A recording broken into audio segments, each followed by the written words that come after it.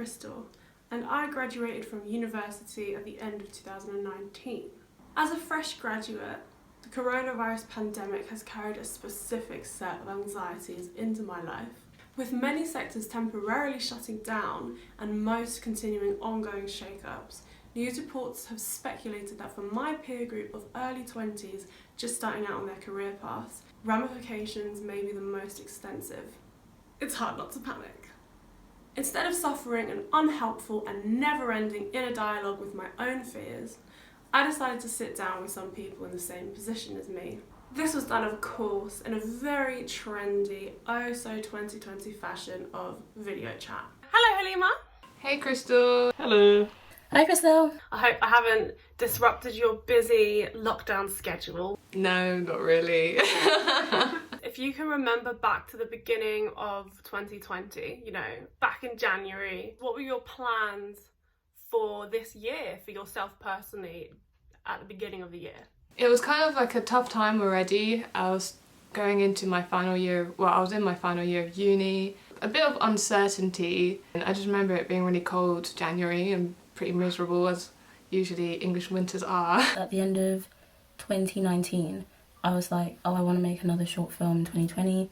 I'm going to start reaching out to people in January, get it going by the summer, which is what I think I did. I was just very determined that I was going to make it happen by the summer because I just felt like I didn't want to have to wait around for another scheme to come up or another kind of grant scheme or whatever, and I just wanted to make something and just feel like I had some autonomy. And then obviously coronavirus came around by March and kind of did away with all the plans I put in place. Yeah, that was fun. January I was pretty happy, everything was going proper, just amazing really. Have a job I wanted, I was absolutely loving that job, and I'm a youth worker and we do youth work in schools, and we were getting more contacts with other schools, so I was actually looking towards the next academic year, and I was really excited because I was like, we could have more courses than we even have this year. So I was really excited, I was really enjoying my job, really enjoying my life. And yeah, did not expect anything like this to happen. At that time I had a plan A, a B, a C, a D, E, F. I knew that after university, if I could either find a job or I could do a master's. So back then it was still sort of up in the air, I still had those sort of options to do. Can you tell me what the events of lockdown and everything were in your own life? Like, how practically did that change your life, your plans and your day-to-day routine? It was a bit of a downer. It's quite a simple way of describing it, but... London started going into lockdown, and all of a sudden, my work had to stop. So I was working at university, so that had to stop, and yeah, no more lessons. And it was strange also before then, particularly my university, we had strikes, so we didn't really have lessons, and then we had lockdown, and then we had 0 lessons. So actually the space in which I saw my teachers was very minimal. I just remember being really worried because my family is quite international and they're kind of scattered all over the globe, and like my mother's in Germany, for example, and it was just, it's just this sort of uncertainty, like what will happen. Like, I was thinking maybe I should go to Germany and be with my family just in case. It was like a lot back then was a bit like doom and gloom. In terms of my day-to-day, it didn't change too much because I'm like usually home most days, like trying to get like freelance work or whatever. And so that didn't change too much, and so it wasn't too much of a hassle transitioning into like lockdown. It was kind of demoralising when you know that everyone's suddenly unemployed, and it's like the prospects have gone much worse than they were before, and it's like we're all now more people are vying for the same jobs or the same roles. But having said that, it did take some of the pressure off at some points because I knew I could just relax and think and plan and like work on projects that I had put aside before because I was busy trying to get freelance work, and I felt like I don't have time to do both. So it was like a bittersweet kind of thing. Since March I've been furloughed from one of my jobs, which was the school's work, and that was just before we were about to do the celebration event for that term, which was quite... I wish it could have just been a week before lockdown, because now we're still waiting to do those events, and it's been a term and a bit since then. As an extrovert, I get my energy from people, and not seeing people in person has been quite tough. Church youth work, that in video, I find it now find it quite hard to get the motivation as much to do that. When it was all in person, I get energy from it all the time, where it's now tougher and harder and have to be a bit more creative with it. I still had to do my work, like a lot of stuff was going on around the world, and I just remember just trying to focus on my work, but I just couldn't. I was trying to write these essays, but just had this overwhelming sense of just fear. It was almost, my home became my library, and it was quite difficult because actually a lot of the research that I needed to access for some of my essays, I just had to like halt and try and find other ways to get that done. But luckily I was already a bit of an introvert. I didn't really have much of a social life because of my final year. So I've been kind of doing as it comes in, just like random design jobs whenever they kind of appear. And I like design and like illustration, so I'm happy to do them, but it hasn't felt super sustainable, so I've been just doing whatever I can, but it hasn't been like proper full-time work. I had 2 contracts with my church. One was for church youth work and one was for schools youth work. Now my schools youth work made up the majority of my hours, so being furloughed from that has meant I'm not doing much in the daytime. But church was really nice. They've been topping up the furlough as well, so I've still been on full pay from that, which has been a real blessing. I worked at Sainsbury's before starting this job, and they actually called me up just before Easter saying, do you want to come back, do some temporary work? So I've been there as well doing 15 hours. So ultimately, I have been able to get out with the Sainsbury's job and be working there. It was quite nice to see everyone again. Also to have some people interaction, which is something that my other job wasn't offering apart from online video. How has lockdown and this situation impacted your mental health at all? Can you speak a bit about that, about mental health in regards to your mental health in the last few months, basically? Mental health really got like a bit of a bashing around that time. Although my sister's in London with me, I just couldn't see her, and that was quite hard because obviously like feeling worried, and she's like my sort of like mental health support, and not having that was a little bit hard for me. I think like a lot of people, I don't know if this happened to you, I think from the lack of exercise you started having more sort of vivid dreams.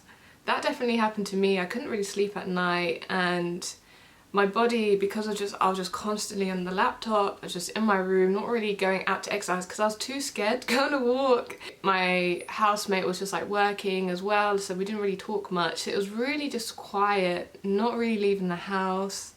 I didn't get enough exercise, and like in that case, well, because of that, my body just slowly broke down.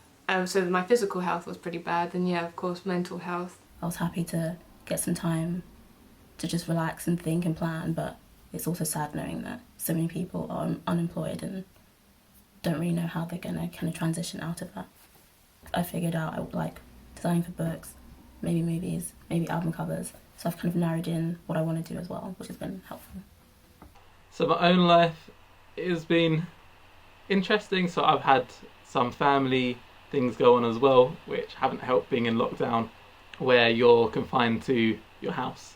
It has actually meant that I've managed to see friends that I hadn't seen more often because video calls have become a bit more used, but it was definitely quite tough not being able to go out and see those friends that I sort of needed for some support at that time. So mental health wise, it's been interesting. So I actually see a counsellor once a week, which has been great to be able to talk through my emotions, anything that comes up each week.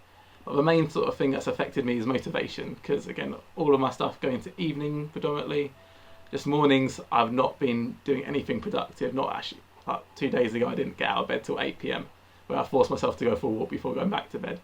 So motivation has been a real big thing. I set myself a goal. I was well excited when lockdown happened. I got furloughed. I was like, I've been meaning to learn New Testament Greek for ages. I bought the book at my first year of uni, and just it went on my bookshelf and never got picked up again. I was like, I'm going to finally learn that now, and it stayed on my bookshelf. I've not picked it up once. Just the motivation to do stuff after the first 2 weeks of lockdown has just gone down. It's more become just bored and scrolling from my phone. Over the last few weeks, there's been measures put in place that's quite rapidly eased the state of lockdown. Have you experienced any lift in yourself as the lockdown has been lifted in the last month? I've exercised more. That's been a good thing. So I've been mountain biking a lot, been ran my first 10 miles, so that was good. So the one positive to come out You ran 10 miles, well done. I lived in myself. What a great analogy. I finished my final deadline, and just happened that at the same time lockdown was easing. So now I'm able to, like, yeah, I went jogging and, you know, yeah, was able to do like social distancing things with people. I do feel a lift in myself, but I don't think it's because of lockdown. But yeah, I do feel a lift, but that came entirely because of me. Now, looking at the future, the next few months to come, are you optimistic? Do you have any kind of hopes for the future? Do you have some dread? Thinking about the future to come, how do you feel? Certain things have stopped temporarily, obviously, because coronavirus, we don't know how that's going to work. Ideally, I'd want to be a filmmaker, but that also is something that's going to be a long-term kind of thing I have to work on and plan, and I want to do a lot of things that are creative that require long-term planning and long-term investment. So in the interim, I'm trying to build up my portfolio so that when I do transition out of lockdown, I'm in a better place to apply for more design roles that may be more stable, maybe more full-time. So future is an interesting one because schools are opening in September, but that doesn't mean that they want us yet. My boss is in contact with schools and trying to suffer things out, but to be honest, it's looking very unlikely that anything will happen till January, which my contract is also a yearly academic year contract, so I actually finish in August, and then it will be more of a holding out of hope that January will be back to normal. This job that I was so excited to do, been so looking forward to, and actually starting it last year after uni, I was so excited, thinking, yeah, this is going to be a great few years for me. And then all of a sudden it's gone, okay, do I try and look for something else that I might not enjoy as much? Definitely at first, after submitting my final essay, I definitely thought I would have this sense of relief, and that didn't really come. Instead, what came through was a sense of fear, existential crisis. You feel like you're being dropped off a cliff, and you have all these things which you could do, but they all could just go wrong, and then it's like you need another plan. Like, looking for jobs is really tricky right now. Coming out being a graduate and with like zero experience was really scary, because now I'm applying for things at this moment and I'm just saying to myself, like, oh, I'm not qualified, I'm like not good enough. Also finance, I think that got in everyone's skin. Definitely people who are self-employed and losing their jobs and being on furlough. I think money got people really worried, and especially graduate, because I'm just on student loans and now that has to stop, and that's fine, but it just means that I can't stay in London. I have to move back home.